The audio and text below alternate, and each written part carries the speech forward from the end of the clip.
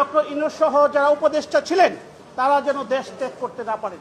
ইতিমধ্যে দেশবাসী সহ আপনারা সবাই সাক্ষী হয়েছেন, ওনারা কিন্তু এসেছিলেন কুঠা না মেধা এই একটা কারণে, যেখানে আমাদের গণতান্ত্রিক পরিবেশ সৃষ্টি করার জন্য, যেটা আপনারা দেখেছেন নেপালে।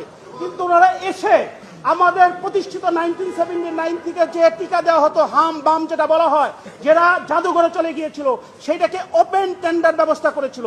যে কারণে ইউনিসেফে আমাদের কান্ট্রি ডিরেক্টর উনি বলেছে, Rana forward God sake please don't do.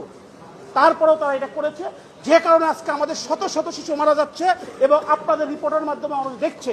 আপনাদের আরেকটি কথা বলে রাখি, এখনো বাংলাদেশে আমার মা বোনদের অনেকের বাচ্চা ইনফ্যান্ট শিশু অসুস্থ হওয়ার পরে হসপিটালে যাওয়ার মতো যোগ্যতা তাদের নাই, তাদের রিপোর্ট কিন্তু আপনাদের কাছে আসে না, তাদের সংখ্যা আসে না।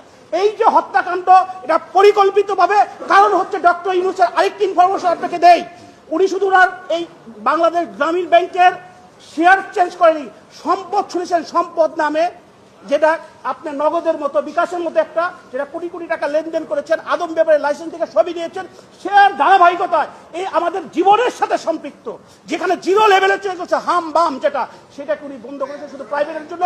আমি আমার রিট পিটিশন আজকে দায়ের করেছি 6548/2026। আমি পিটিশনার, কারণ হচ্ছে এটাকে একটা থ্রোলি ইনভেস্টিগেশন করতে হবে, যেটা আইনের 3 দ্বারা ইনকোয়ারি কমিশন অ্যাক্ট, এবং ইনকোয়ারি না হওয়া পর্যন্ত এই প্রত্যেকটা লোক ডক্টর ইউনূস থেকে আরম্ভ করে অ্যাডভাইজাররা যেন দেশ ত্যাগ করতে না পারে, এইটার জন্য আমি করেছি। আগামীকালকে 2টার সময় মহামান্য আদালত কোর্ট নাম্বার 20 মেইনে এটা হিয়ারিং।